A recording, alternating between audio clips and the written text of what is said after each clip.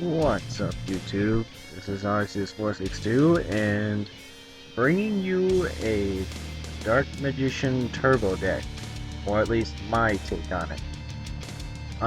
The goal of the deck is to basically spam as many of the Dark Magician family members in the deck as possible, and to maybe even create OTKs with it. Who knows? Although there's two things I want to say. A, this is my take on it. It's not my idea, but this is just my take on the deck. And two, I will probably end up changing some of the cards in the deck just because some of these cards are coming out in a new set and just testing it that way, but it will be basically what every Prophecy player will run anyways, or at least most. And this is just designed to only get Dark Magician and his other forms out quickly as possible. I might end up taking out the Dark Magician Knight and put another Dark Eradicator Warlock, so that way I free myself up of 2 more card spaces, and just to cut it down to 40. But to start it off, Dark Magician, the basic boss of the deck. Then you got Dark Eradicator Warlock, his evolved form. Even though he can only be summoned by tributing the Dark Magician, he's got basically an awesome effect that each time a normal spell is activated and inflicts 1,000 damage to your opponent, so you could just basically inflict up to anywhere between 2,000 and half their life points in one turn because of how many spells you use already. If you got Priestess of Prophecy, you at least inflict 2 or 3,000 per turn, depending on the cards in hand and whatnot. So, all around awesome cards, same stats as Dark Magician though, so just beefier. Then we got the Dark Magician Knight.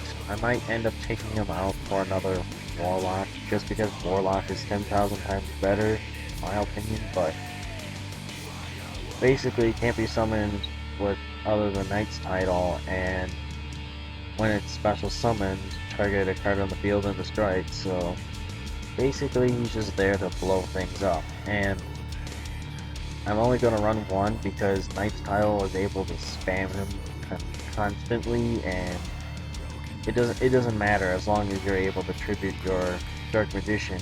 You can still summon it from the hand deck or graveyard, so that's the awesome thing about it. And then we got double Tools of a Prophecy.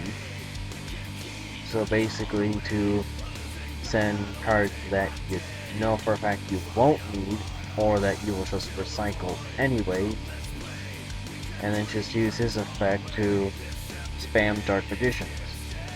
But you can only do it in the end phase while you have 5 or more spellbook cards in your grave. So.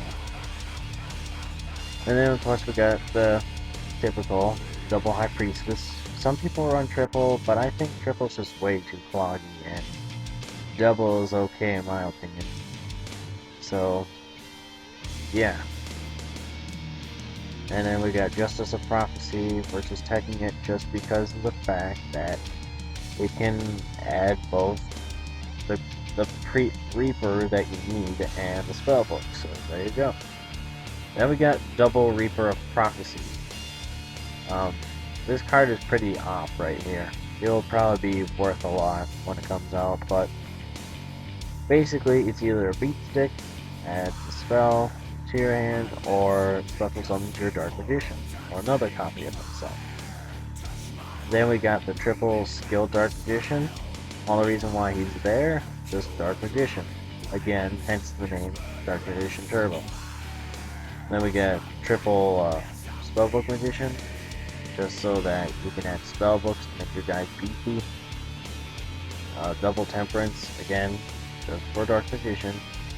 And double Tragodia, because I do not want to get slammed in the face for free. Then we got Dark Hole, Heavy Storm, double Knight's title, just to summon your Dark Magician Knight, and hence the name Dark Magician Turbo. Monster Reborn, Spellbook Eternity, Spellbook of Fate. Pretty good all-around card. You can either return a spell trap on the field to the hand, you can change the position of a monster, or you can banish it. Just plain and simple. Then you got your two Spellbook of Lights, basically another Reborn and level manipulation. Then we got triple Spellbook of Power. It's basically an Axe of Despair on crack. And then of course we got the triple Spellbook of Secrets, typical triple Spellbook of Wisdom, and triple the Grand Spellbook Time. And now as for the extra deck, I've looked at the deck and see what probably will be used more often than other Xyz, but again, this is just my take on the deck. If you want to leave it, if you want to let me know how the deck is or your ways of improving it, just leave it in the comment section below. So we got Hunt Stellar, Potentialities, Missile 7. Yes, I'm using OCG cards, as you can state by Reaper and Fool being here. Basically, he basically just bounces cards for free. So then we got Diagust of Phoenix. You can ram your opponent twice. Gachi, he's just a wall if you need it. Gaia Dragon the Thunder Charger. I'll explain it in a little bit. The Hierophant of the Prophecy. It's a beat stick, and it can blow shit up basically. And it's also good with Excavator.